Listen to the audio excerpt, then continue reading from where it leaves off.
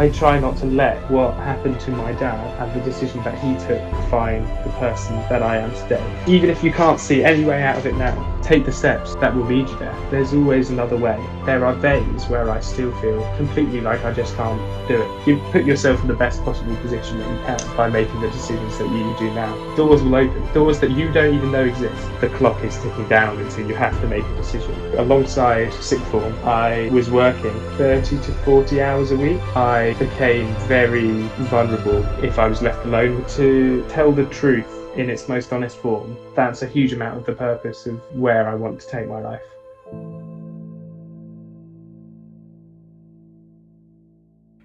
Hello and welcome back to the Extrospective podcast. My name is Zach Villeneuve-Snell, and today I am joined by Finn Wakeham, who's a good friend of mine, and Finn is an apprentice associate at KPMG UK. Thank you for coming on, Finn. Who is Finn Wakeham? What are you about? Who are you today? It's a very tough question to answer. I think how I would define myself and how the world may perceive me may be different. In terms of what I do and how I am for my career and for the other endeavours I pursue, I come across as very confident and easy to talk to, perhaps. I guess my own perspective is slightly different. I don't feel particularly confident. It's a hard question to answer, isn't it? It is. It's a common theme. Everyone I've asked that kind of gets a little bit stumped because it's going to the core of who am I? Straight to the core. Yeah. Yeah, right. Yeah. So to wind things back a little bit then, how do we know each other? How do we come across each other?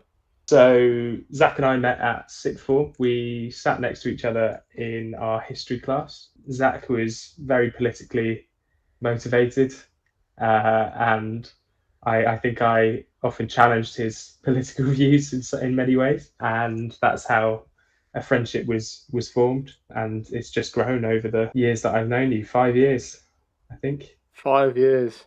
It's been a fantastic 5 years, and it's been a real privilege to be able to see you grow, obviously, as well as myself developing through life and seeing you carve out your own journey, which we'll get onto a little bit later on in the episode, because it's something that I find quite interesting. And I love having conversations with you about where you're at in life and where your head's at.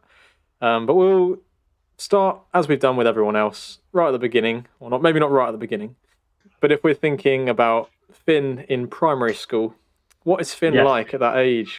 Yeah, so I would say I was a bit of an introvert as a primary school kid. I always enjoyed school, but I wasn't particularly popular or outgoing at that age.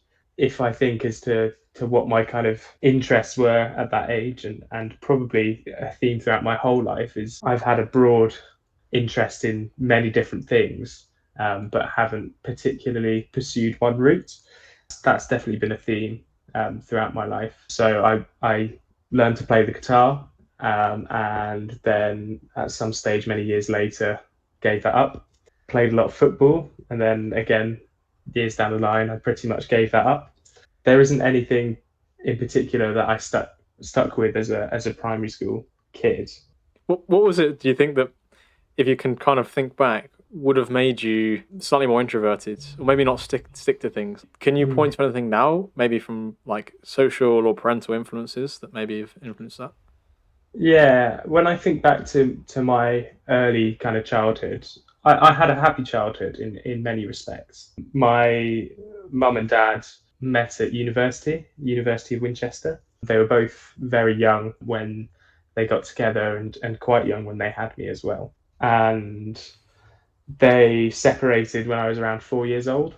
It was, for all intents and purposes, a fairly amicable breakup, or in terms of the impact it had on me as a kid, I never really kind of noticed it. What I did notice, though, in parts of my childhood, is watching my mum with certain struggles and experiences that she had to go through. I found myself, probably from quite a young age, feeling a sense of responsibility, which perhaps most children don't. And that's not any criticism for my mother. Me and my mum get on extremely well. She's always put me and my siblings first. But as the oldest child as well, I think I've always, in those times when my mum was experiencing those particularly low moments, felt a sense of responsibility towards her and my siblings, and that is probably quite a core experience from my childhood, which probably shaped the way that I was in school.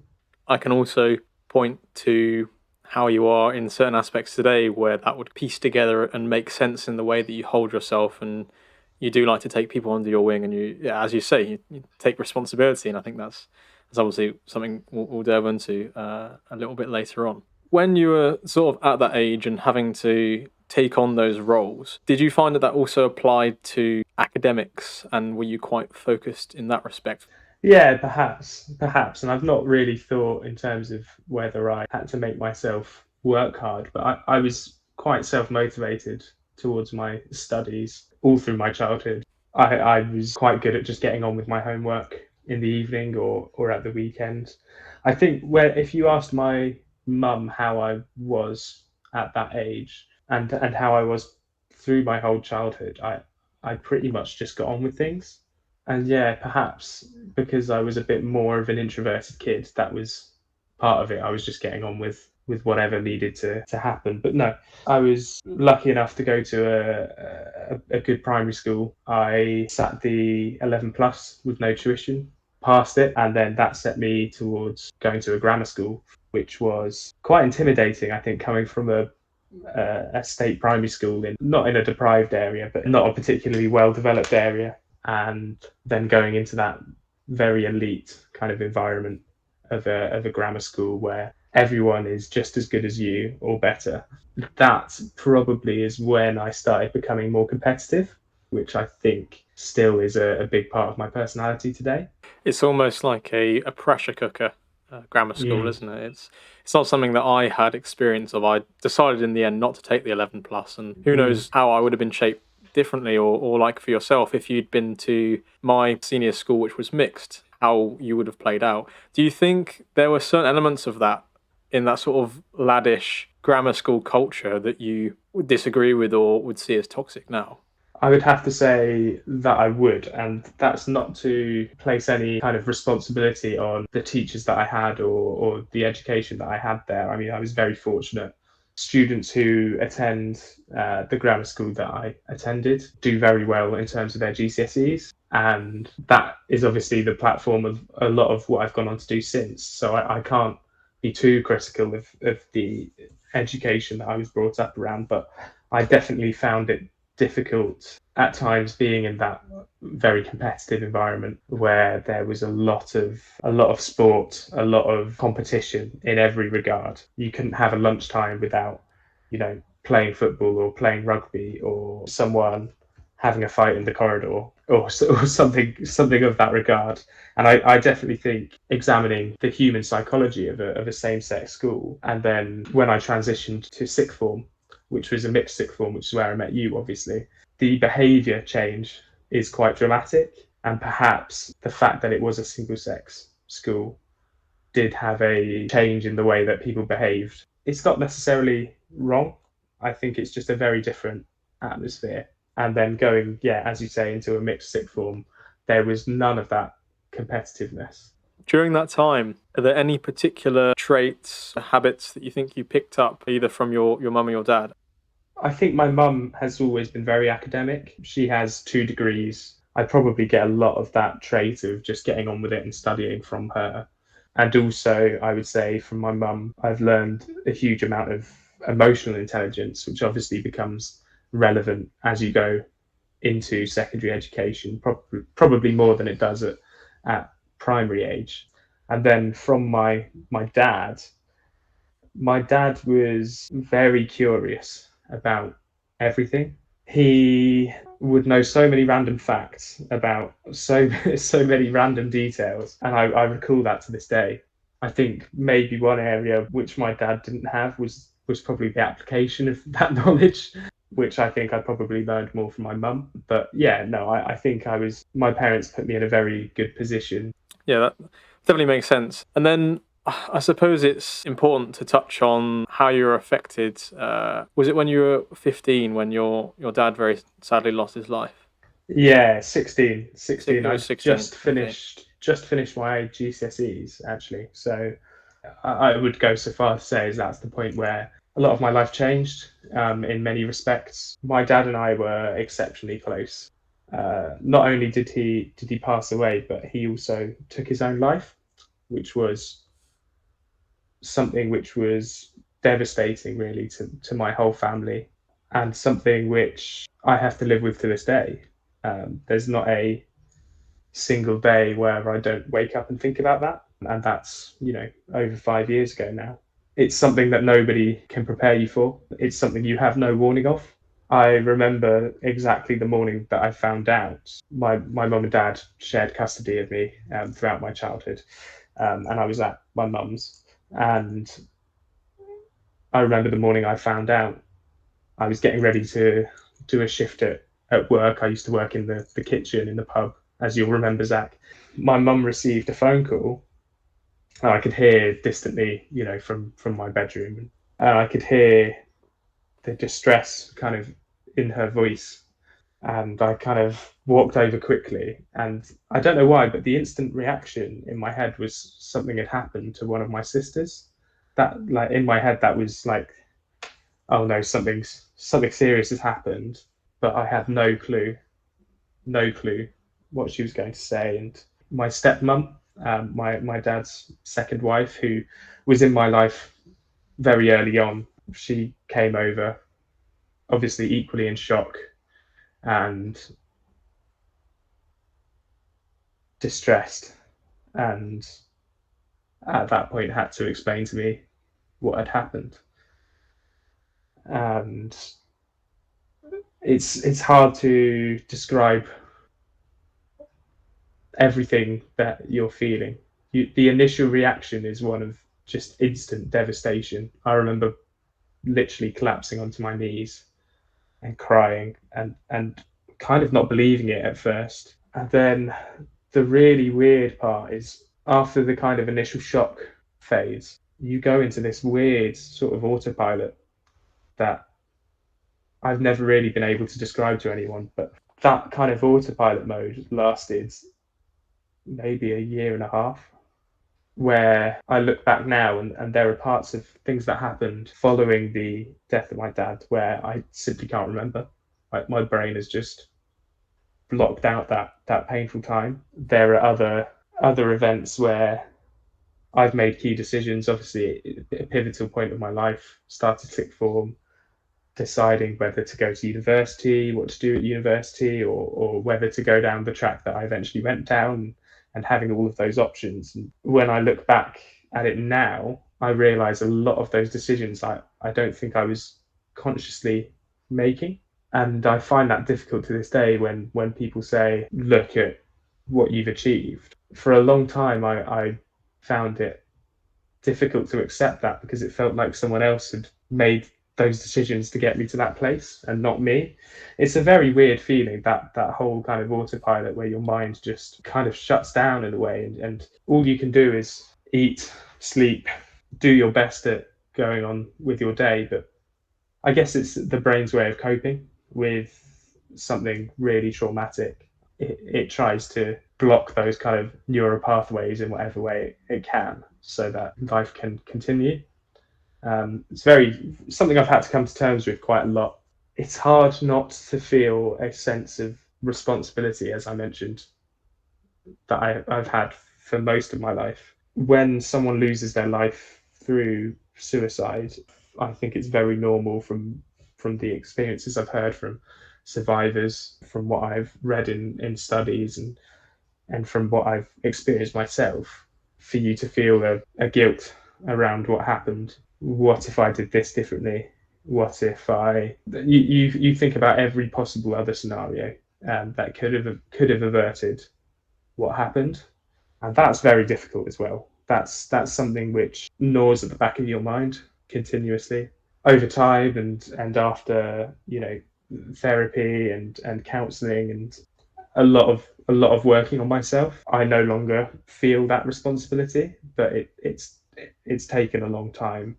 I know members of my family still struggle with that. because you're all living separate lives, you're all living your own lives, and everyone's kind of healing process and reactions are different in many ways. And I do believe that grief is a journey. I don't think it has any kind of specified endpoint, and I've realized that now.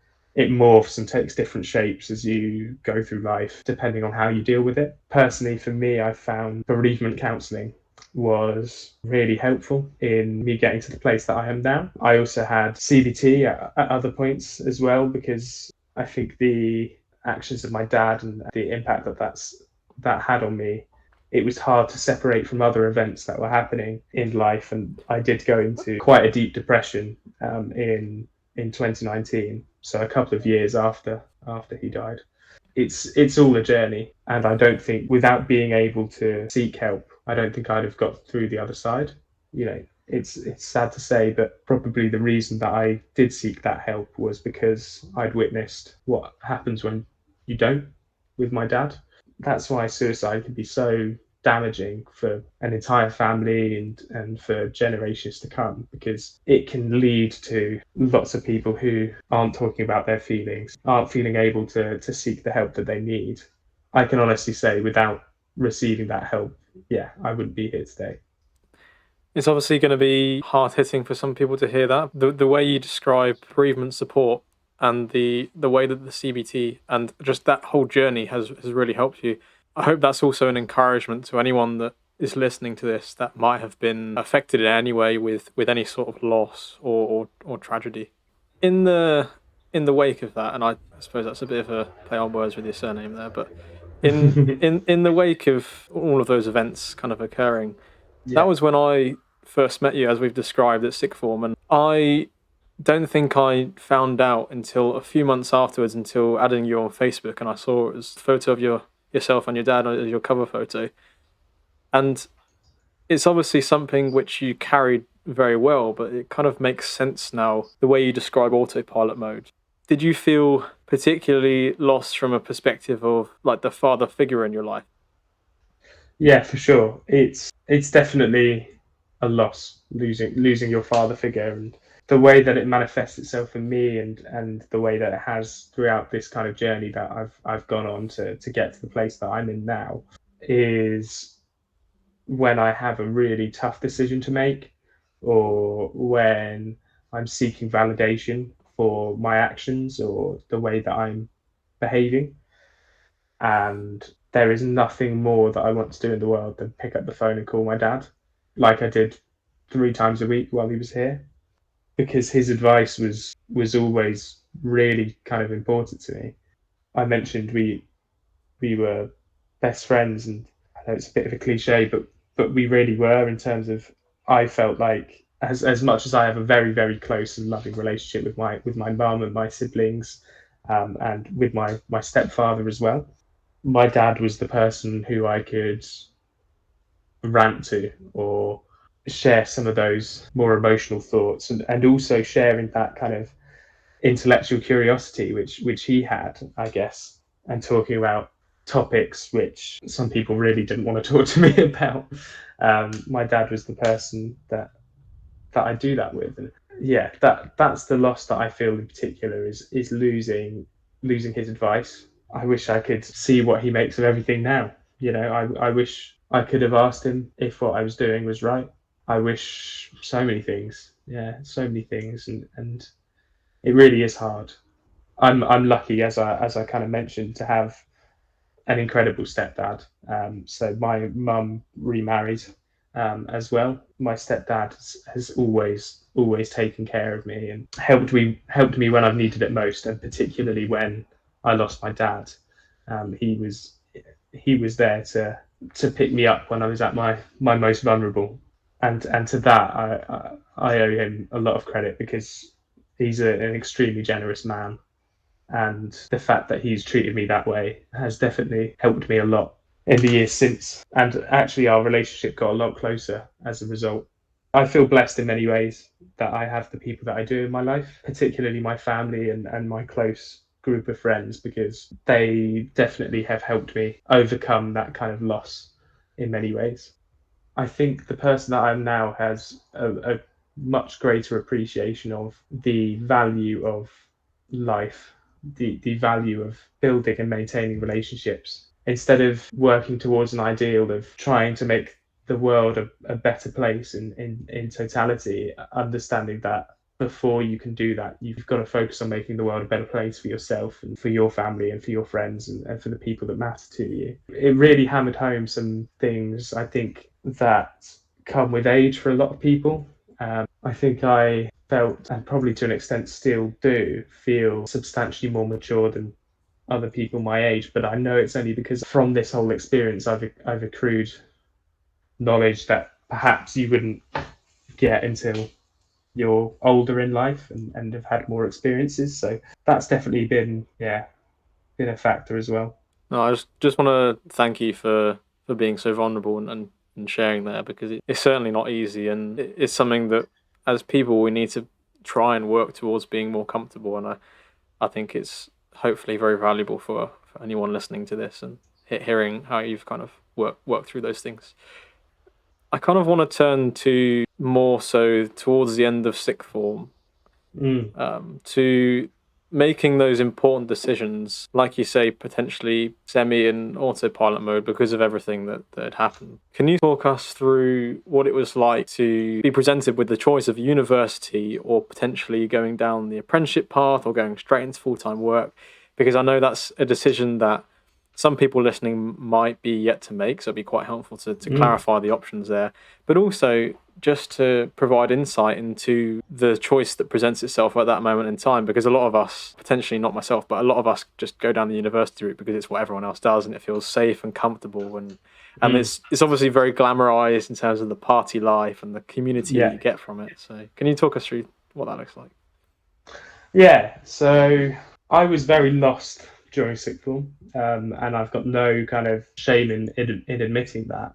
I knew that I had options, and I was grateful that I did have options because I studied well before everything happened with my dad, and it became a lot more difficult to study after. Another thing that I did, which I look back on with maybe a tiny bit of regret, even acknowledging where I am now, is the fact that during that kind of autopilot time where I was going through that grief and not really knowing what to do, and your brain just gets through it in whatever way it can, I became very vulnerable if I was left alone with my own thoughts. It was very difficult for me to spend time in my own company. It was something that I actively avoided as much as I possibly could. And so alongside sixth form, I was working maybe 30 to 40 hours a week during term time, and then potentially 40 to 60 hours during the holidays, because it was a distraction from my own mind and everything that was going on in it. And I have to say that that was probably damaging to my to my academic performance. I do think now if I could do it all again, I would have done that differently. But I'm not in a position to complain about where I am now. In terms of the decision that you're kind of faced with, and I know some people will be really set on what they want to do. Some person will decide, I want to be a physiotherapist. This is how I get there, and they'll be very driven on that route. As I said, I wasn't really that person. I knew I had options, but I didn't know where my future was going to lie. I know what it's like to be in that position. You feel like the clock is ticking down until you have to make a decision. I think with the university route, there are certain advantages, as you say. The lifestyle is probably the main selling point for university, in my opinion, these days. If you haven't had the experience to live independently away from home, move to another city, meet new people, You sort of establish yourself as an adult in a new place where, for me personally, whenever I go back to Guildford now, I almost feel like this is my home. Like my parents aren't here. This is my place. I know my way around town. I've got my connections. And even though Bournemouth will always remain my home and a special place in my heart, when I go to Guildford now, it's like there's like I carved my distinct identity apart from just being a child of my parents, if that makes sense. So I can definitely attest for what you're describing there. It's spot on. Yeah, absolutely, and I think the other side is the independence as well. which I don't think you can exaggerate. And I know that was kind of lost a lot during the COVID pandemic. So, and I know you were affected as well, Zach, by COVID, and probably a lot of people listening were throughout their studies. That was something I luckily missed by taking the route that I did in many ways, although it did have impact on working patterns and stuff like that. But there is definitely the appeal of the university route. The appeal of the apprenticeship route is if you want to just roll up your sleeves and get into something, earn money, gain a qualification while doing it, gain experience, especially if you're in a notable brand company, those are really key benefits of apprenticeships.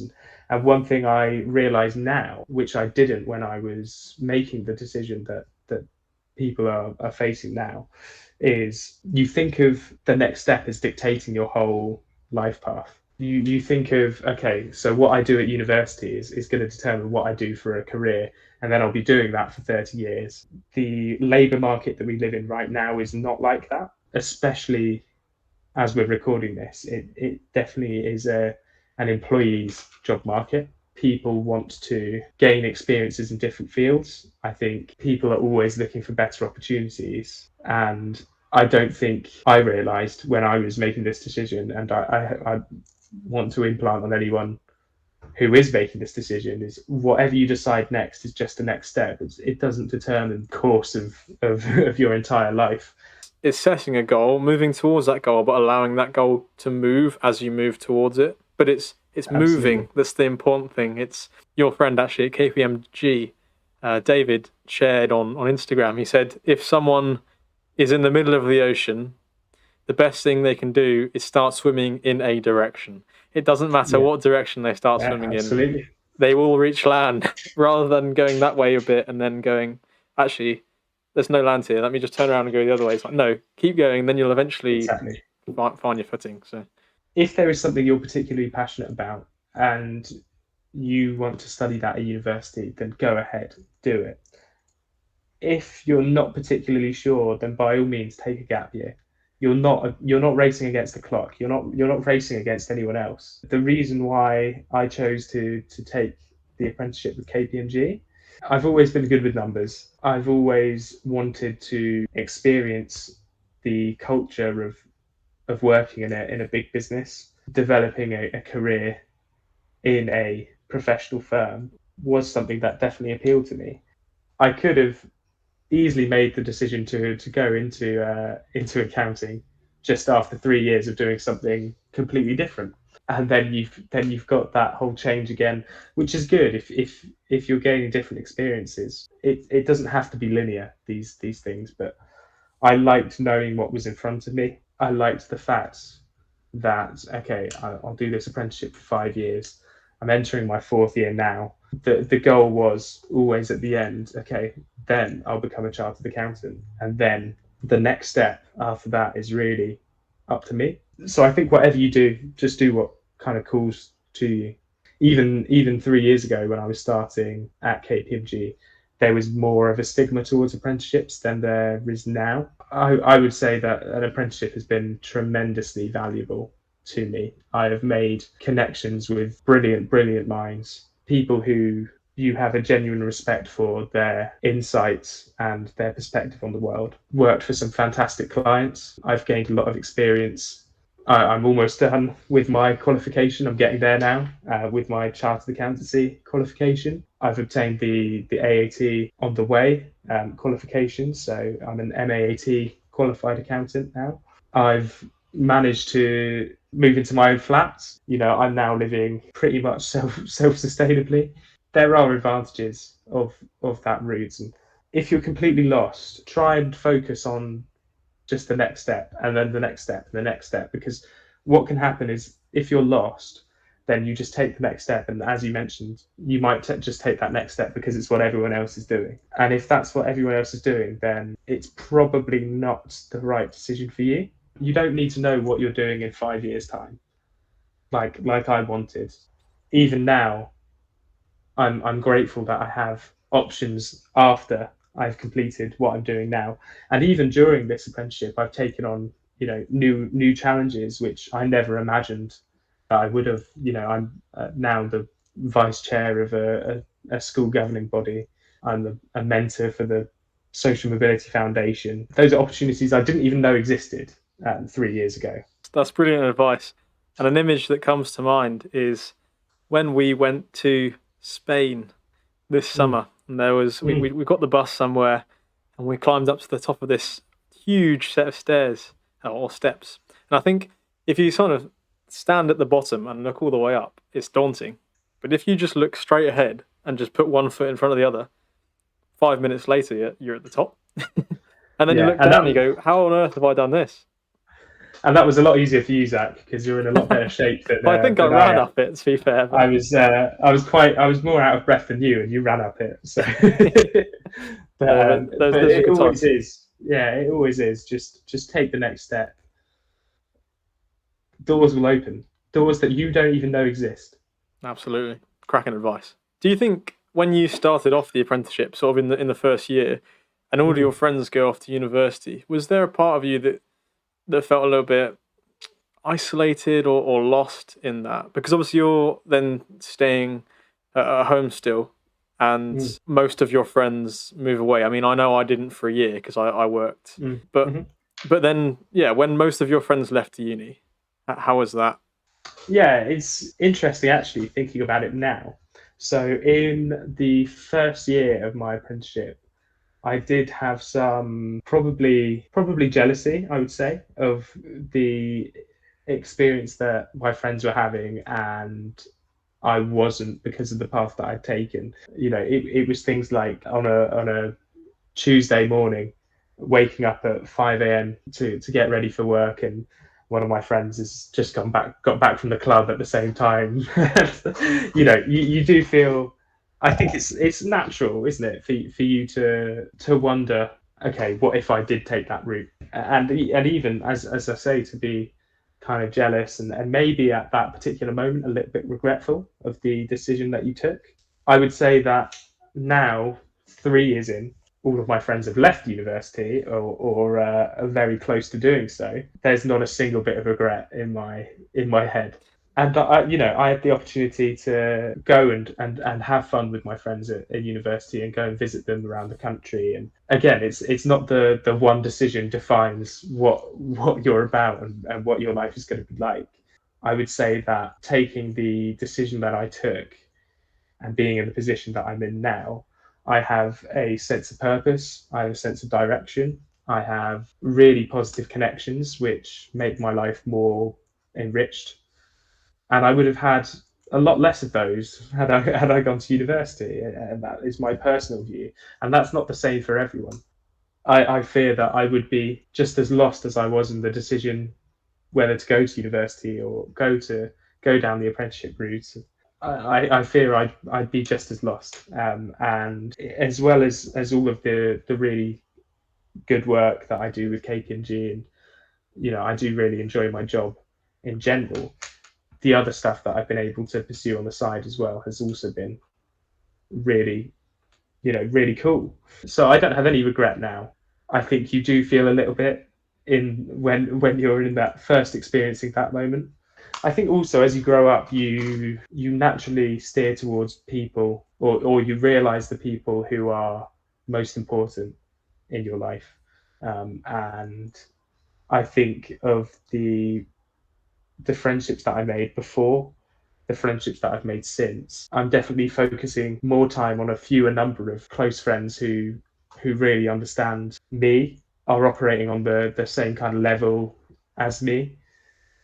Whereas I think at university you can have that tendency to make a million friends, and I do wonder, 2 years out of university, how many of them are you still speaking to? So there's pros and cons.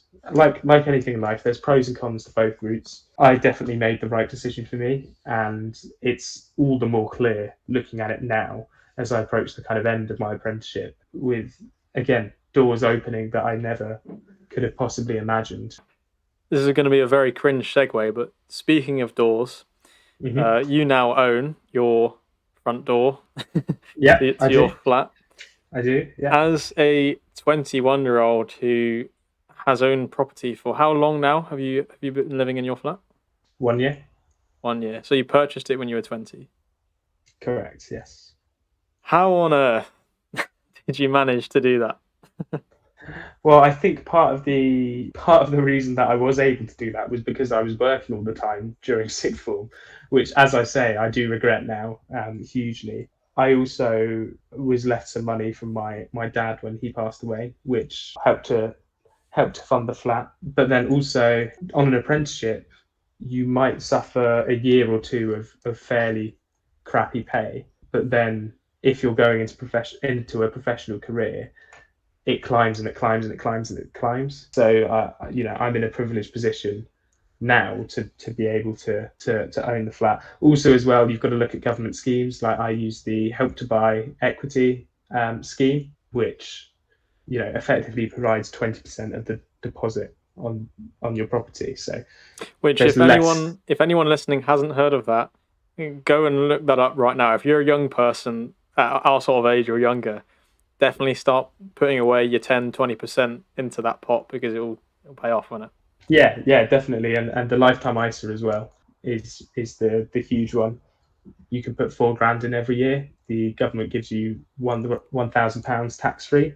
Again, over 4 years, you've built up a pot of 20 grand. So yeah, I realise I'm in a very lucky position to be where I am, and it's not always possible for everyone. But I would definitely say that taking that step then gives you a lot of options, and you're not necessarily tied down because you can then rent out a property once you're on the ladder, and you can look towards. I'm looking 5 years down the line, and I'm hoping one day to be an actual homeowner. So I own this flat, but have an actual house, and having that long term vision, because I think that's always been one of the ways that I am is kind of looking forward. But also, I think I would recommend that to anyone. Just especially in terms of finances, you don't need to know what you'll be doing.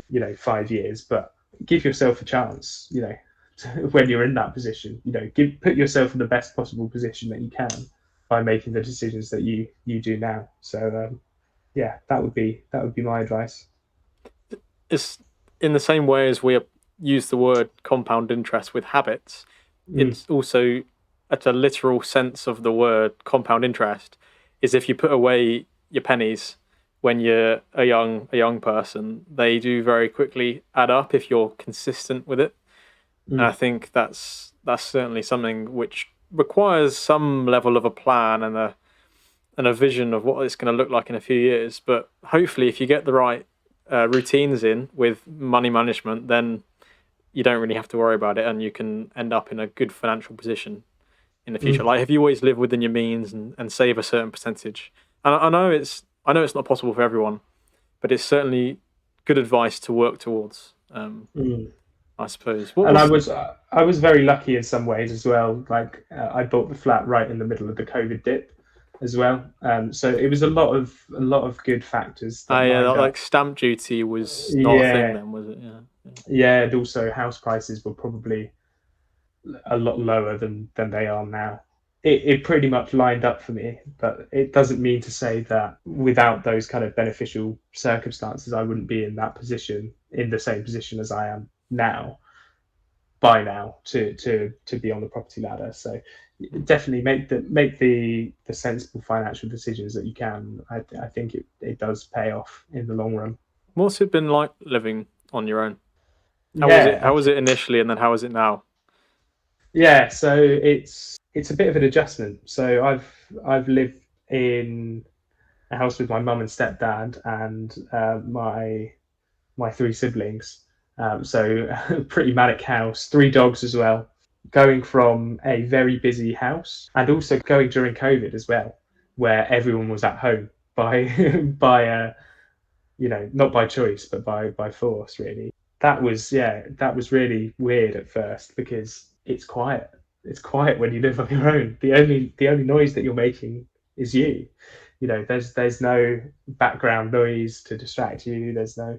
So that was really weird at first. I actually found it quite disturbing in some ways because it's quite difficult making that adjustment from a you get used to working with a certain background level of noise and whatever, and then Or even just you've just got hearing complete. footsteps coming down the stairs. It's Exactly, like I've yeah, moved into exactly. my flat now, and when I hear footsteps, I half expect the people above me to like come into come into my flat Yeah, because yeah, I'm hearing the noises. Yeah, I'm starting to appreciate that. That's why I'm asking. Really, it's yeah. I mean, yeah. Obviously, you're now living completely on your own in your. unfortunately I didn't have the funds to to purchase a place in Wales, but yeah. Yeah. So yeah, it's weird at first. I also had the benefit of not moving too far away from my mum. So I live about 2.5 miles away from my parents' house, although they are moving much further away as we speak. But yeah, up until this point, so it makes the transition a lot easier. It softens the blow in some ways of moving out, because obviously that's a hugely pivotal, life changing thing for you, and also for your parents as well. And it was quite emotional when I did eventually move out, because it kind of started with, okay, I'm going to move stuff across bit by bit, and then okay, I've got to like wait for the furniture and get all the furniture together. And then eventually it got to a point where everything that I needed to do was done. And the last part was just actually fully moving out. It's a weird feeling for sure. But now I've grown to love it. It's so nice to have your own space, to have your own kingdom, as it were, where you're in charge. I have friends around all the time. I have my girlfriend around all the time. I don't ever feel particularly lonely in the flat. Again, my family is close. My friends, while they're dotted all over the place, they are close thanks to technology. I love it, and you're able to work to your own routine. You do learn that there is a significant amount of time spent in chores and and all of those kind of tasks which we take for granted, I guess, living at home. Like cleaning the kitchen, cleaning the floors, and cleaning the bathroom, and while I may have done some of that stuff at home, you're not solely responsible for doing it all. And even Yeah, that. I know we spoke about the difference between going down your route or uni, but even the Mm, uni route in first year usually they have staff that go around and clean things, and in second or third year, whatever, if you're getting a house with your friends, I know for us we either took turns or neglected neglected certain areas of the cleaning. I think we didn't. Okay, this is definitely admitting something, but I think we didn't clean the bathroom for about 3 months towards the end because we were like, "Oh, we're moving out in June. It's fine." It's like it's the 10th of April.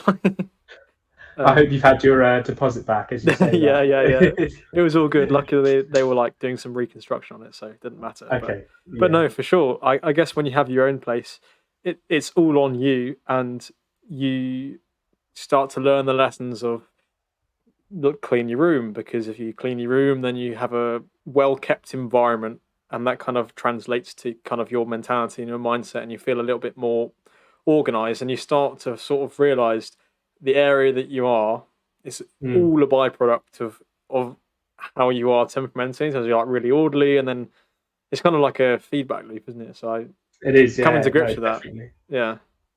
Yeah, definitely. I mean, there's nothing worse. I mean, even as I'm sat here, my desk isn't as clean as I would like it to be, and even that can have an impact. When you are working or doing something else. Yeah. Yeah, you realise the impact that it does have. You mentioned work then again. I think it's important to pivot back to the KPMG because you have been, in my view anyway, quite successful in the role that you've taken on board. And I guess from an outsider looking in, it looks as if you've been putting in a lot of hours, a lot of overtime, really grinding away at your training and at your passing the exams, and then obviously when you're on site with clients and doing the auditing who you work with. Hmm. And can you take us through some of the highlights of what you've achieved as part of KPMG so far? Apprentice of the Year springs to mind, but were there any Yeah, other yeah, things? yeah. So yeah, there's lots of kind of highlights. There's also lowlights as well, and I think that's something you'll always get in a conversation with me. Is I won't just focus on the positives. I mean, I've had a hugely positive time at KPMG. I really enjoy the work that I'm doing. But yeah, there are certain highlights for me were first of all taking on the local advisory board role with Twynham Primary School was one of the first external roles that I could pursue, and that was opened up by my qualification and the experiences that I gained through work, and then going on to at the end of the last school year move into that vice chair role, which I'm just starting to sink my teeth into, which is yeah, those are all doors that KPMG opened up. I've worked on some really interesting clients and with some really interesting and fantastic people. Yeah, I was apprentice of the year in 2021 in KPMG, so that was that was a bit of an unexpected achievement for me. And yeah, I just want to go back on your point around long hours and stuff like that. I wouldn't say it's always like that. It's important to note that with the job that I'm doing, I like to think of it. It's not shift work. It's not flexible shift patterns, but it's also not a 9 to 5, as a lot of people might think of it as. There are times when you will be required to work longer in order to achieve a deadline. There are times where you work less than a 9 to 5 because you're not so busy. It really fits around to the client kind of demands and that sort of thing. So yeah, I've had some great highlights at KPMG. I'm not planning on stopping yet. I mean, I've got about 2 years to go until I'm all fully qualified, a bit less than 2 years now. So there's a lot for me to focus on. There's a lot more for me to achieve. I've also been involved with stuff like the shadow board at KPMG, which is quite interesting because you get an insight into some quite senior people's thoughts and actions, which you don't necessarily get. And also, yeah, in my role as a mentor with the Social Mobility Foundation, that role basically you're supporting a 16 or 17-year-old who is making their decisions towards university or apprenticeships and that sort of thing. If they're interested in the field that you are in, then you can be their mentor. So I've done that over the last 2 years and worked with different students, both interested in the accounting field. Yeah, I like to think I've been able to make some impact there. So yeah, I'm very happy with the opportunities that I've had for sure. Definitely, definitely been very, very good, hasn't it? One thing I wanted to kind of ask you, because it's something that as I've gotten to know you better and better and sort of seen you go through the things that you're describing in the last couple of years, and sort of sometimes be a fly on the wall in conversations when we're all together. Do you feel like your work defines you too much, as in that there isn't as much of a balance between, let's say, the three pillars? I think a previous guest mentioned the three pillars of relationships, fitness, and work. Those are the three things that they want to excel at. Mm. And they mentioned actually quite a significant stat, which I was blown away by, which is that the average salary of an Ironman athlete is $250,000. And it's the mindset of the hyperachievers. It's not that they suddenly have more time to be able to go and do Ironmans. It's because they are so driven in work, and they also apply that to fitness. So how have you been balancing all of those things in the last couple of years? Yeah, I think by my own admission, my balance has perhaps not been there, and it's something that I'm definitely working on to this day. It's hard. Sometimes I find there's a shortage of hours in the day. It's how I kind of phrase it, and you'll have heard me say that before. My fitness, I'm not particularly happy with my fitness level right now. It's something that I want to improve, and I know I need to improve on because I mean, as a kind of anyone will tell you, unless you get into those very good habits, if you have a desk job and you're driving a lot for work and you're doing all those things, then your health will decline, your fitness levels will decline. So it's about making sure you have those kind of healthy habits. That would be my advice to anyone. But no, It's something I've definitely struggled to get the balance with before. It's often felt like everything might be going right except for okay, my fitness hasn't been where I want it to be, and then if I focus on the fitness, then my relationships might not be where it wants to be, and it can be hard to because you don't want to compromise one area of your life. I guess that's something I'm still working on over time. I guess we're all sort of figuring it out, but it's certainly if you think of like I don't know what you call them, spider diagram, or what do you have like a star, and it's like how Mm, far are you in each direction? Certainly, mm, if you really load into one thing, you're going to have less. Like it's like a zero sum game in that regard. You only have 24 hours, but I suppose it's you'd rather have the problem of not having enough time than the problem of being bored, which mm. I can't get my head around people who say they're bored. If there were 48 hours in the day, I'd still probably complain that there isn't enough time to do everything that I'd want to do. So I yeah, think it's you mentioned earlier around habitual behavior and that sort of thought, and I think that's probably where if someone is experiencing boredom, it probably does come from a place of either they've had a significant commitment which took up a significant amount of time and that suddenly has disappeared from their radar, and you often see this with people who are newly retired. They may have already had their midlife crisis. They then have a retirement crisis because they just don't know where to kind of invest their time or energy. It could also be in people who, I guess, get into that position of being lost in the direction that they're going in, that we mentioned earlier. They're swimming a bit in one direction and then they're changing direction and swimming a bit in that direction. I think That last can, week we spoke about the quarter life crisis, yeah, something which I was thinking about. And yeah, when yeah, you are at our sort of stage of life and you're presented with all these choices and how you manage your time and building habits, it's like it can be a bit overwhelming to think about everything as a yeah. one big picture of life, doesn't can't it? And And I really think just take the next step. And I know I keep saying that, but if you're feeling bored, just find something that speaks to you and just take that next step. Pick a direction, go with it. And see yeah, what happens, see where it takes you. Why not? yeah, Life is a journey. absolutely. We all only have maybe 80, 90, 100 years if we're lucky. You've got to make the most of it. Just take the opportunities that you get. Just take the next step. Why not? And by making the most of it as well, I think it's important to consider it's making the most of it over the long run as opposed to trying to because it's quite easy to adopt the mindset of like crumbs. I got to like experience every high and fleeting thrill that I can quickly, but Mm, then that'll obviously lead to problems later down the line. I mean, we spoke about the dichotomy between going down the route that you've done and then university.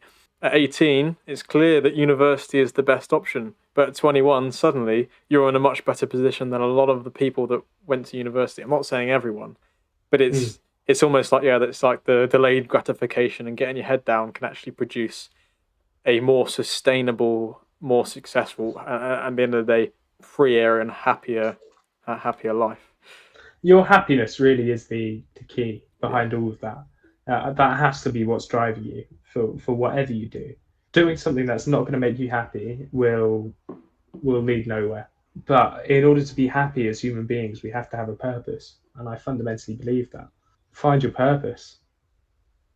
Your purpose can change throughout life. Your purpose will definitely change with that throughout life.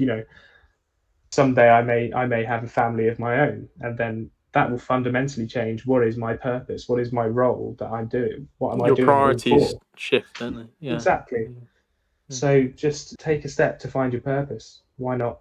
Something that I wanted to, and I know you wanted to speak about very briefly. I know we're running slightly short of time here, but something that I know you wanted to talk about was the importance of individual responsibility. I Mm, remember we've obviously had many long, very good conversations over our friendship, but it was a particular moment again on the lads' holiday in months gone by in the summer, and we were sort of sunbathing, and you were talking all about the importance and really stressing the significance of taking individual responsibility and then looking at different people's choices when presented with with potentially events that are outside of their circumstances, and then how they respond as the important Mm. thing. Can you maybe take us through some of your thoughts on that? Because I thought it was brilliant.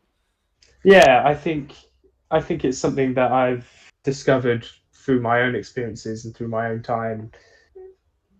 Everything that happens, I do believe that, okay, a lot of it you're on the ride for. Something traumatic happens. I lost my dad. You're on that wave of that event for quite a while, right? And there's nothing you could do when you're on that wave. But there comes a point when you have the choice, and I do fundamentally believe this. You have the choice as to how you respond to that.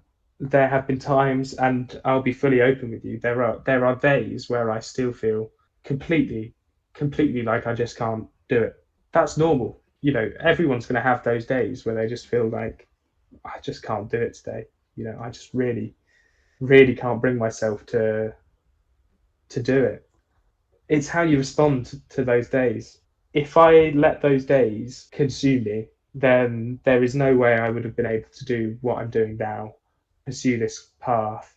And it's very easy, and I don't blame anyone for this, but it's very easy to let grief consume you, or to let pain consume you, or to let something consume you Do you in, mean in in a that. way to make you a bit maybe cynical, or maybe Mm. even like have it being a victim and seeing yourself as a victim of circumstance? Is that what you mean? Yeah, definitely, definitely. And to be clear, you are a victim of circumstance. But at the end of the day, you are the only person who can change the direction. You are the only person who can respond to that. You've got to take your own steps. You have to take responsibility over your own decisions. It's the only way that you can get out of that rut. I mean, I've been in that rut where you feel like there's no hope. The only way of getting out of that is if you consciously do what you can to change that. And sometimes you can't do it on your own. Like I'm fully appreciative, more appreciative than anyone, that you can't always do that on your own. And as I said, my kind of recovery and getting to the position that I'm in now came with the help of counselling and therapy and a lot of introspection as well. Hours of introspection, which I kind of neglected immediately after what everything happened with my dad. Even if you can't see any way out of it now, take the steps that will lead you there. That there is always there's always another way. There is always another way, and you have to take responsibility for your own direction in life. You may get handed a difficult card to play. I'm pretty convinced everyone at some point in their life will get a difficult hand to play, but it's how you play that hand that you that will define how you recover from it and how you respond to it. Turn the game around and Just go again. Just go again. What's the worst that can happen? I try not to let what happened to my dad and the decision that he took define the person that I am today. And it has fundamentally changed me in many ways, but I'm not allowing it to consume me and take over my life. And that's fundamentally what I'm on about here. it's very wise. I think that's some absolutely class advice there, and from lived experience as well. So, and I think kind of to summarize, it's almost like, well, life isn't fair, and sometimes things happen to you that aren't your fault, but it's your responsibility to then pick yourself back up, and with often the help of others, because amongst this culture of self development and self betterment, I think we try and do everything alone, but we're not meant to. I think it can be a Mm. bit of a toxic thing to think that we can do everything on our own and we don't need others. In my view, need a God to console with and kind of take you out of that. And having that network of people is who we are. So yeah, taking responsibility and cracking on, and getting to a place where you have, which I am very very pleased to see where you've made it in life, and you've got such a successful future ahead of you, and I'm really thankful for you taking the time to share today, because I think a lot of people can learn and apply the same sort of mentality to whatever they are particularly going in. Because I know we've had conversations in the past, and with picking up on a few of the things you've shared there, where you said, you know, outside of sixth form and moving through life, you have less friends, but the friends become a bit more of a tighter circle where everyone's sort of driven and going in their own direction. It's because you can apply the lessons to so many different things, and I think we can appreciate that our group of friends now, we're all very driven, but we're all very unique in the pathways that we're going down. And I think 100%. it's such an insight to be able to talk to you, and I really hope that by bringing this conversation to more ears, that people can also experience the same kind of revelations as I'm sure both of us do sometimes in conversation with one another. So No, thank you for having me. And I love doing this. It's to tell the truth in its most honest form. That's a huge amount of the purpose of what I'm doing and where I want to take my life. And so I'm more than happy to share everything I've shared. do you have any closing thoughts that you want to share with anyone, or do you think that's, to be honest, you probably already have, but just if you have to give you the opportunity to? Just take the next step. Take the next step. Why not? Do it. Amazing. Nothing's stopping you except yourself. Just take the next step. Fantastic. Thanks for sharing, Finn. And thank you, everyone, for listening. My name has been Zach Villeneuve-Snell, host of the Extrospective podcast, and I'll see you in the next episode. Amazing. Awesome. That was really good, mate.